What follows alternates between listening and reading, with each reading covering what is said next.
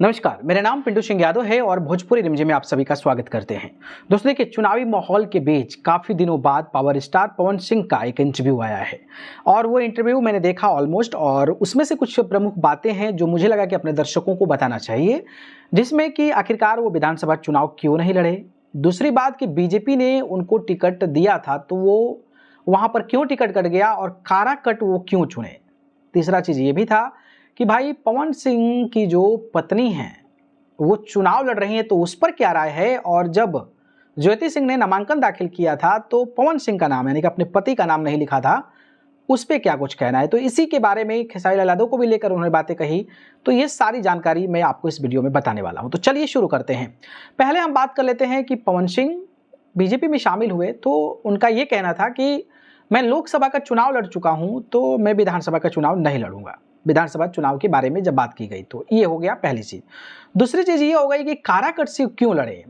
तो आपको पता होगा कि आसनसोल से टिकट मिला था, गाने वगैरह को लेकर विवाद हुआ, तो उन्होंने कहा कि हम जो है बना कर रखना चाहते हैं, हम किसी से उतना ही डिस्टेंस बनाते हैं कि सामने से कभी मिले इन फ्यूचर तो उनसे नज़रें मिला सके। और आपको पता है कि मैं क्यों लड़ा काराकट, क्योंकि वहाँ पर सीधे तौर पर बीजेपी जो है वो नहीं लड़ रही थी। तो उन्होंने इशारों में निशाना साधा कि वो बीजेपी के खिलाफ नहीं लड़ना चाहते थे, लेकिन वो उपेंद्र कुशवाहा के खिलाफ लड़े जो एनडीए के सहयोगी दल थे। तो रिश्ता को बचा कर रखा। तो पवन सिंह भी राजनीति जान गए हैं कि भाई अगर देखा जाए जीत गए तो ठीक है, और नहीं जीते तो भाई ये बहाना तो हो ही जाएगा, और बीजेपी ने फिर आखिरकार ले ही लिया।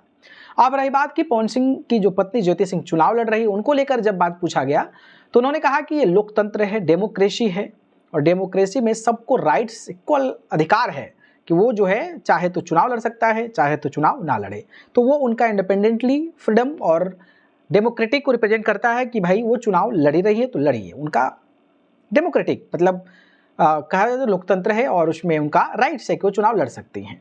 चौथा चीज़ ये था कि पवन सिंह का नाम क्यों नहीं रखा गया, तो इस सवाल पर पवन सिंह ने कहा कि अब तो आप उन्हीं से पूछिए कि आखिरकार वो मेरा नाम क्यों नहीं ली, मेरा नाम तो था ही नहीं उसमें।